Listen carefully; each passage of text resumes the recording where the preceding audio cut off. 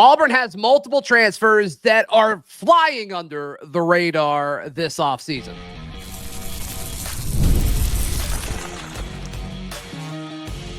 You are Locked On Auburn, your daily podcast on the Auburn Tigers. Part of the Locked On Podcast Network, your team every day. Yes, welcome on into Locked On Auburn, your daily Auburn Tigers podcast. I'm your host, Zac Blackerby, and thank you so much for making Locked On Auburn your first listen every single day. We are dapping it up with the Darrell Dapprich, Montgomery radio legend, Auburn basketball host, Florida, and what is a massive, massive game. Tomorrow we'll touch on that, as well as a discussion from earlier this week about are the Tigers somehow underrated as a team? National media is starting to think so. But we've got some potential surprises, Darrell, when you look at the incoming guys, some of the transfers this offseason. And I think a guy that is flying under the radar, I'll share mine and you can share yours, but I think Chris Murray, the transfer edge from Sam Houston State, I think he's flying under the radar because we're so excited about Keldrick, rightfully so. We're so excited about Kieran Crawford.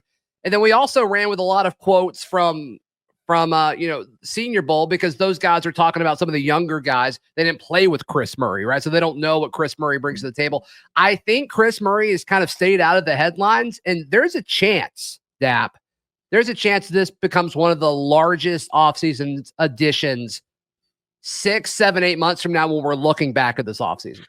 Yeah, it's the old adage. Do you trust the up and comers, the freshmen that have been on the program, been in the program, and been on campus for a year, or do you go with the guys that are maybe have college football experience but in the group of five? Jalen McLeod worked out really, really well for Auburn. Sure. I think Kieran Crawford will as well. Another type of that scenario with Murray, a guy that comes from a lower level of football but has college football experience. So, is he a plug and play? Well, it's just because of who's in front of him. But he's been productive at his former stop, and I think he is a guy. It's a great choice. I think he is a guy that's going to get on the field, and he's going to absolutely make an impact and contribute next year. Well, and I think the context of the role that Chris Murray is going to be in is why he's going to be able to be successful, because you're not asking him to be the number one pass rusher. You're not asking him to be the number two pass rusher. I would think that would go Kieran Crawford, Keldrick Falk, and you can flip that order if you want to. That's probably more correct.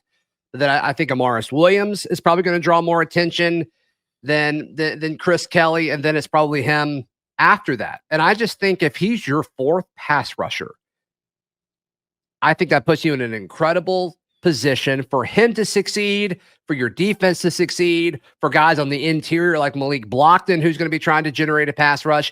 Everybody wins because Auburn's fourth best pass rusher, third best pass rusher, second best pass rusher, I think got significantly better from last year to this year. There is a precedent here, though, that I want us to be cautious about, and I want us to go back sometime. Just because it's happened before doesn't mean it'll happen again or repeat itself.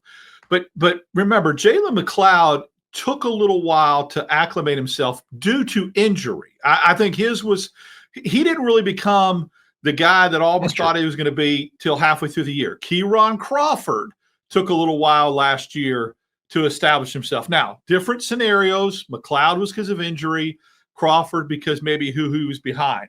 So if that trend continues, it may take Murray 5, 6, 7 games to get acclimated to the speed of the SEC and the speed of the tackles and the backs that are chipping him coming out of the backfield, that kind of thing. Yeah, the situation is a little different, though, because, it's so easy to compare Kieran Crawford to Jalen McLeod because their age was similar when they did all this.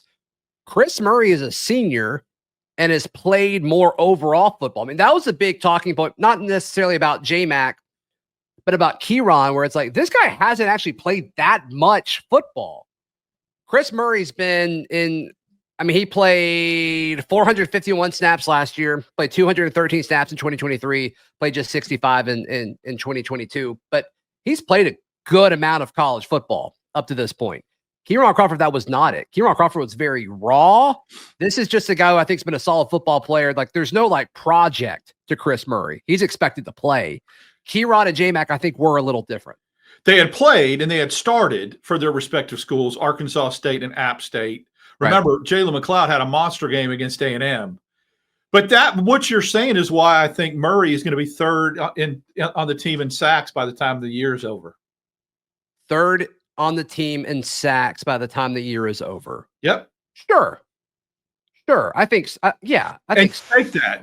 That's what you. If someone says, "Hey, I'm bringing him in," he's going to be behind, let's say, Crawford and Falk in sacks. You take that all day long. Yeah, I think so. And if somehow, like, even if he has a productive season, he had 8 sacks at Sam Houston last year. Like, I don't think he's getting 8 sacks this year, but oh my gosh, he does. I take 6, right? If he gets 6, and I also just think he's going to be able to help. I think it was with Jake Crane earlier this week we were talking about it. I think other guys aren't going to have to play as many pass rushing snaps because you can go that deep. And I think that's going to be a big part of maybe Kieron Crawford having a better season, or Keldrick or Amaris, because you can play them more on key pass rushing downs and maybe they're more fresh. They're more fresh.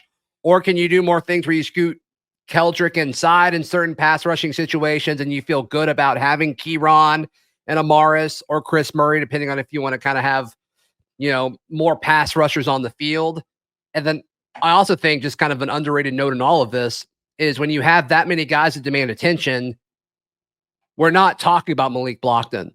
And Malik Blockton one-on-one, if we think he's going to take this up from last year to this year, I mean, that's a pretty big deal. It is. I think that what you just said is probably different that Auburn's had in the past. And I think, having 4 guys that can rush the passer to rotate in and out. Amaris Williams didn't come back because Auburn didn't promise him more snaps and more plays on the field. Of course they did. NIL is one thing, but he's expecting to get some significant snaps, an increase over last year. If you do that, you've got 4 dudes that you could keep fresh and rotate in and out. And that is really something to get excited about. Yeah, all of these edges that we discussed, formerly from Sam Houston State, formerly from App State, formerly from Arkansas State, of those, only Arkansas is actually a state. And I think that's worth noting. Appalachian State is a state of mind, and that's it. Sure. The Sam Houston State just sounds kind of cool. Well, that's, because kind of cool. Yeah, that's something that has to do with military, I guess. Darrell's got a guy that is flying under the radar, and I'm prepared to push back a little bit. I hope that's okay. I'm prepared to push back a little bit. Yeah. That's next right here on Locked On Auburn. Today's show brought to you by our friends at Prize Picks. Darrell, the big game is this weekend. It's this weekend, and whether you like the Chiefs or the Eagles, Prize Picks, there's no better way to make the big game more exciting. Prize Picks makes it fun and simple to get in the action. So right now you can pick more or less than on at least 2 players' projections, and if you're right, you can win up to 1,000 times your money. And right now, there's a bonus where you can pick over or more or less than with Patrick Mahomes needing to just throw a yard. I think Patrick Mahomes will throw more than a yard in the big game this weekend. So you're halfway there. Download the app today and use code LOCKEDONCollege. You get $50 instantly after you play your first $5 lineup. That's code LOCKEDONCollege for $50 instantly after you play that first $5 lineup. Prize Picks, run your game. Thank you so much for making Locked On Auburn your first listen every single day. I said Chris Murray is a transfer that is flying under the radar. Darrell, who's your guy? I like Durell Robinson as somebody who is flying under the radar. And here's why. I think he is automatically projected or thought of or slotted in at the number 3 running back. That in itself's got him a little underrated. And I don't disagree with that because of who's coming back. But when you look at this guy's stats, and I know you've made points before about competition and that kind of thing, I think it's a similar scenario where he doesn't have to be the feature back. He doesn't even have to be the number 2 back, but he does so many different things. His skill set that I think he's going to come onto the field, contribute, be productive, and surprise some people with the impact that he makes. I'm so intrigued. And you asked the important question to Hugh Freeze when we were down in Mobile. He didn't really answer it. nor probably should he have. But how they're going to handle the dynamic of Durell Robinson, Jeremiah Cobb, and Demari Austin in spring, I just don't think we're going to get any information about that, because I don't think he wants to tip his hand as to who might get the most touches, because he doesn't need any of them to leave. No, there's a comp. I've heard some people push back and say, is Durell Robinson like Brian Betty was when he came to Auburn? I don't remember what his stats were at South Florida. I don't know if he almost rushed for 1,000 yards and had all those receptions. I know he was dynamic on the kick return game. Is that the same type of scenario? He's brought in as running back 3 to provide depth, do some things on special teams, do some things on certain pass plays out of the backfield. I think he'll get more touches than people expect, and I think he will have a little bit more of a sneaky impact. He's just so in 2022, Batty had 1186 total yards. Okay, so yeah, he did have 1,000, and it was with South Florida, who probably played a better schedule than Connecticut did. I would guess so. I don't have that in front of me, but I would guess so. Yeah. If Durell Robinson is your third running back, like, what a great spot to be in. What a great spot to be in. Do you think he's that much different than the two guys that we're kind of thinking are in front of him with Cobb and Austin? Yeah, a little bit. I think it's weird. I think you got Cobb on one hand that has one style, and I think Austin has another style, and I think Robinson is kind of a mesh or a hybrid in between the two. Like, he's not as good of what Cobb brings to the table. Robinson's not as good as Cobb in that. What Austin brings to the table, but I think he has enough of both characteristics and traits of both running backs that makes your perfect number 3 back. And I think he's going to find the end zone in certain situations, especially in throwing him the ball out of the backfield. I really liked what I saw. Who gets more carries, not touches, but carries? Cobb or Robinson? Cobb.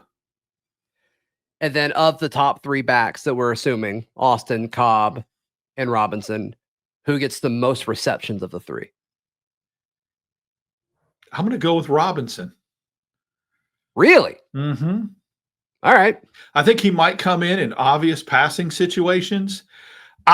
Here's the problem, though. I don't know enough about his pass protection abilities and picking up blitzes and that kind of thing. That matters. Jarquez Hunter was really good at that, and that's why people are like, you're not throwing him the ball. Why do you stay on the field on 3rd and long? Because he did a really good job of picking up blitzers. I don't know if Robinson, but I don't know if Cobb can, right? We don't know if any of the 3. Yeah. I would assume, like, from a size standpoint, Cobb might be limited. Right. I don't know. A lot of that's technique and just being willing to take on the rusher. But Jarquez was 5th on the team in catches last year with 21. And then Cobb had 6 and Austin had 6. Did Jarquez get 21 just because he was Jarquez? Or in the role of this offense, if you're the number 1 back, does it put you in contention and an opportunity to be the 5th on the team when it comes to receptions? Was it a Jarquez thing? Is it a Freeze thing? I think that's kind of the big question, and I don't think we fully know the answer to. I think it's an opportunity thing. I think he stayed on the field more on passing situations because what I just said, and Thorne may have checked down or panicked or whatever and dumped it off. Who knows? But so if you look at that, it's a fun exercise. 21, 6, and 6. My math is very good lately. That's 33 receptions. Let's assume Auburn throws to the backs a little bit more. I want to make that assumption, Zach. I do. Please allow me to dream that Auburn throws it to the backs more than 33 times. I agree with you, just because I think Auburn's going to throw more in general. So let's say 40. Let's say 40. Can I throw that out there? Sure. So if it's 40, I could see a scenario where Robinson, gets 20 of those, and perhaps Cobb gets 13, and you see what I'm saying? How that breaks down, and then maybe Austin gets 7. That's what I see. The pie is bigger because you're going to get more attempts. Yeah, I agree with that. Yeah, percentages may stay the same, but I let a guy dream. Will you just let me dream? So you're pro throwing to the back. I make sure that's out there. And it's really weird to say that because of the wide receiver room being as good as it's been at Auburn in a very, very long time. I just think they're throwing it more in general. So if you increase frequency of throws, it's safe to say that you would increase. Plus, what's going to happen downfield on Singleton and Cam and Malcolm? I don't know. I think it's too many weapons downfield, but and ideally, Jackson Arnold always has a check down. I mean, that was kind of a criticism early in the season where it's like, what's Peyton supposed to do? There's nobody like, dump it off to. And so, hopefully there's something there. Okay. Before we talk about basketball, you shared this graphic with me earlier, and we touched on it earlier in the week, but this graphic via 247 Sports had Auburn as one of 3 underrated teams right now, with SMU, Auburn, and Michigan. I don't know how Michigan is underrated with their recruiting class, but they're always in the top 25 preseason. It doesn't matter. They just beat Ohio State. They're the only team to beat the national champions. Like, okay, all right. But all in all, I mean, what we care about is some folks are saying Auburn is an underrated team. We've discussed this. What's significant about that graphic? I want you. Me and you haven't discussed this. I love dropping these on you because you do it to me sometimes. Okay. What publication is that? 247. What publication is it not that we saw these other graphics give Auburn a bunch of love? Well, that's where I was headed, on 3. Yeah. So now that there's 2 separate sources, all we need is Rivals to come up and say something good, and my God, we'll have the trifecta. Yeah. Now that there's 2 separate publications that have done that, it's really piqued my curiosity. Because Auburn has scored well from a talent ranking standpoint on all of the publications, some higher than others, whether you're looking at the portal or recruiting or maybe this class or the previous class, but they're still like consistently top 8 across the board, multiple years now, multiple portal cycles. And it's like, at some point it's got to add up. Just from a purely talent standpoint. Like, I do think Auburn is underrated. Well, now you and I have questions, and the question like that I have about scheme and just overall coaching and preparedness, but the talent's there. Sure. I think Auburn is underrated.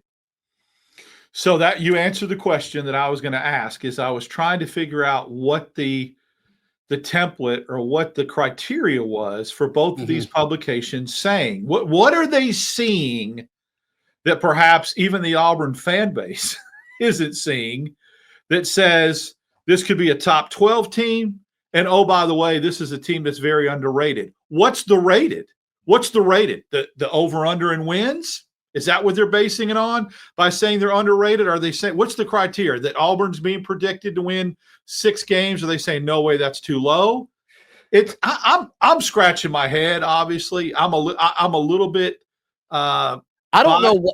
I don't really know what the expectation is. I don't see it. So let me just say, I get the roster thing. I get the talent being upgraded. And I've said myself that I believe Auburn will win at least 8 games. I'm saying that because we cover the program and we follow and pay attention to all that. What is the national media seeing, who typically likes to, take shots at Auburn or not?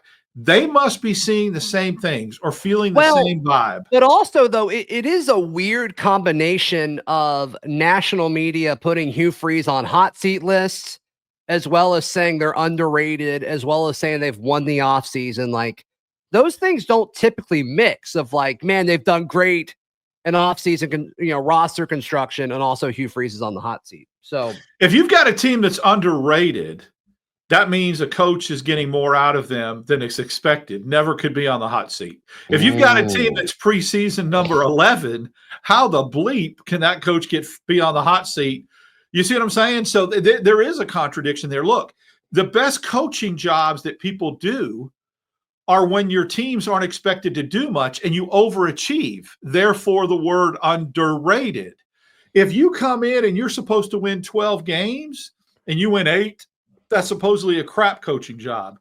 You flip that around and say, oh, Auburn won 7 games. They win 9 or 10. They're underrated, and that's a dang good coaching job. Sure. So it is a contradiction. Now, again, 247 hasn't come out and said that Hugh Freeze is on the hot seat yet that I know of. That was an on-3 contradiction.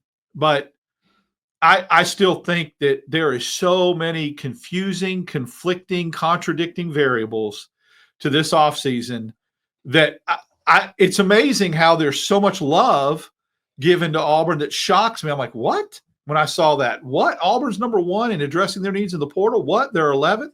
And then on the other side, some of the people around the SEC don't see it. They don't think that Auburn's going to do anything more than 6-6 and 7-5. And just wait till SEC Media Days. You'll see what I'm talking about. Yeah, well, I mean, outside of the SEC, they don't believe in Hugh Freeze.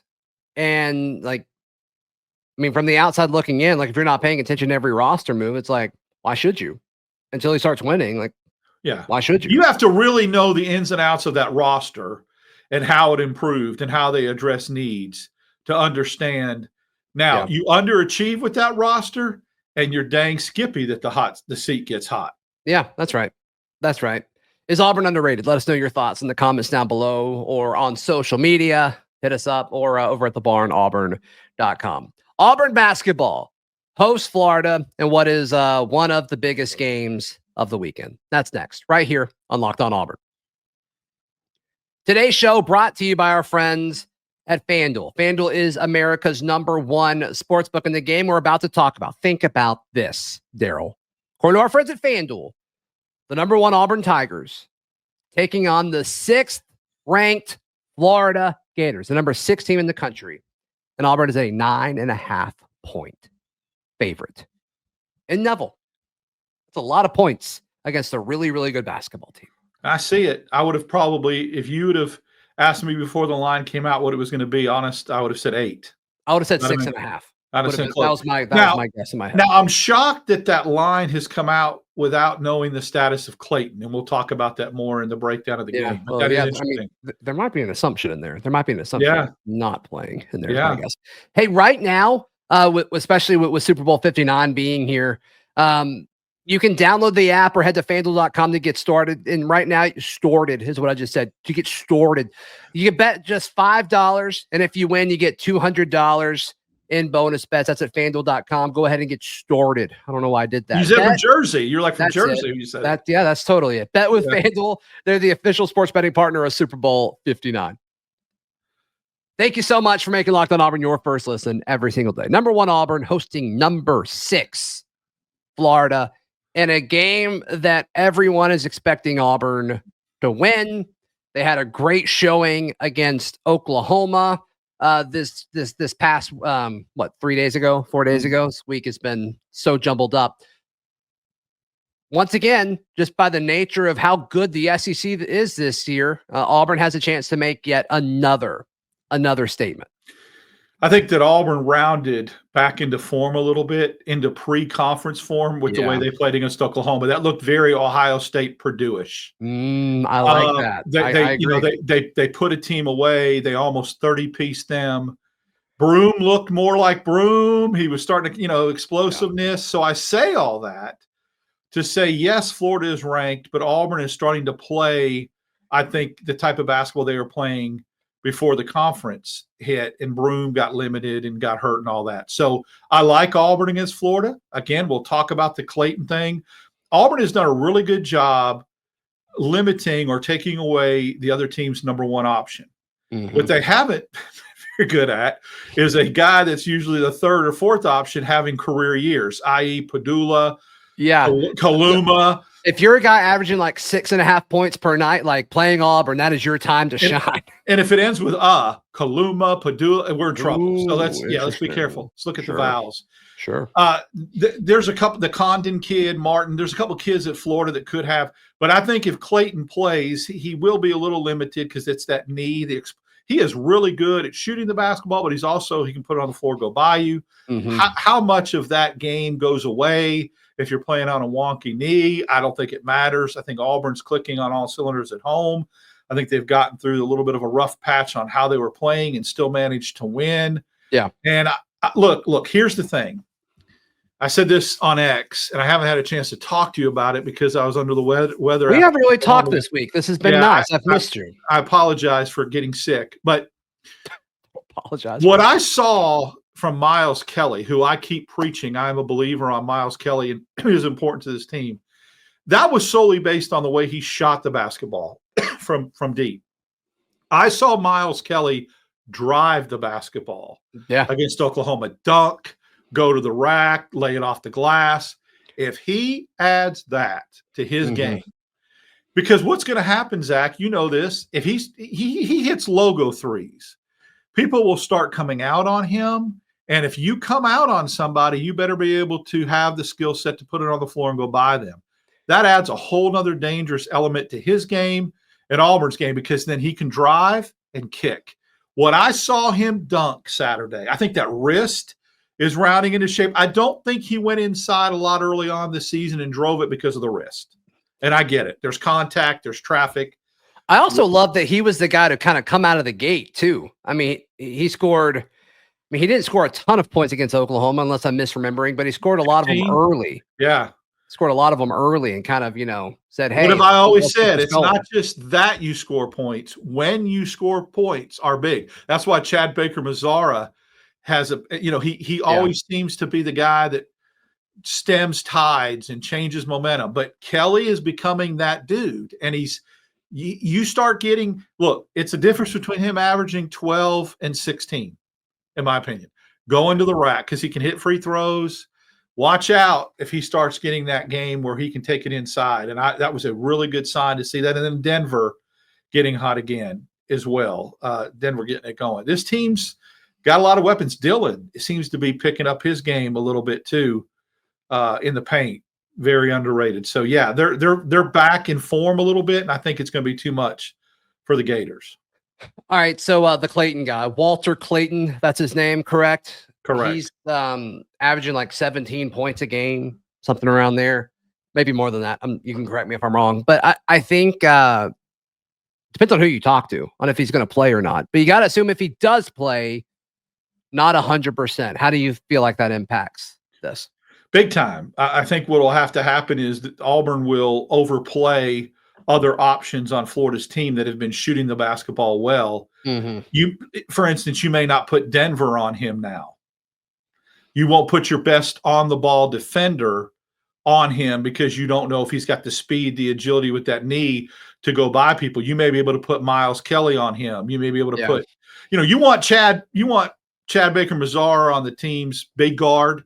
If it's the 3 guard, Denver usually is on that quicker guard. So yeah, what you can do defensively is you can kind of shade to a different area. If Auburn zones it up to a different area, I would expect Clayton to play just because of how big of a game this is, but his effectiveness is really going to be into question, and you'll be able to tell early on.